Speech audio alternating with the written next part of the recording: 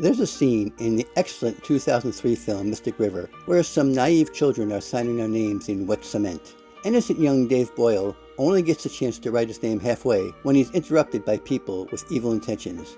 This leads to a traumatic event that will forever alter his life. The half-completed name remained when the cement hardened. The unfinished name sits permanently enshrined as a reminder that Dave never got the chance to fully become all he should have been.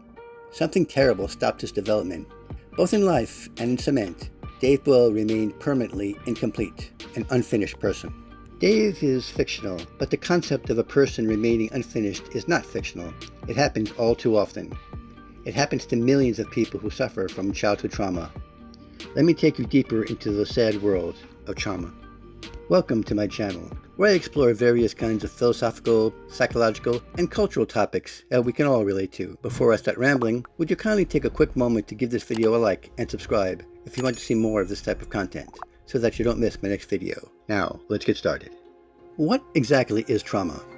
It's the psychological result of a distressing or even horrible event.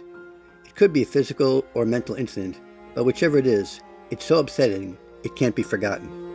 The short-term results of trauma can be shock or denial, but the long-term effects can be something along the lines of anxiety, anger, guilt, depression, mood swings, self-isolation, nightmares, emotional numbness, the loss of interest in things you used to enjoy, feeling on edge, or being easily jumpy and easily alarmed. Physical symptoms can be chronic fatigue, difficulty sleeping, ED, muscle tension, chronic pain, and increased heart rate. Any of these things can alter your life and make daily existence much more difficult for you. Dave Boyle is broken by his childhood trauma.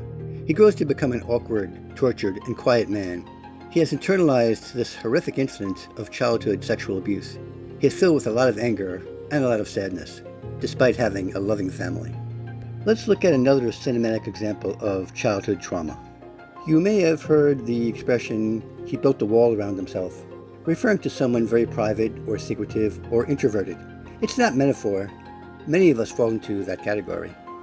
In the 1982 film The Wall, written by Roger Waters, with music by Pink Floyd, the main character lost his father in the Second World War when he was very young. It seriously affects his whole life.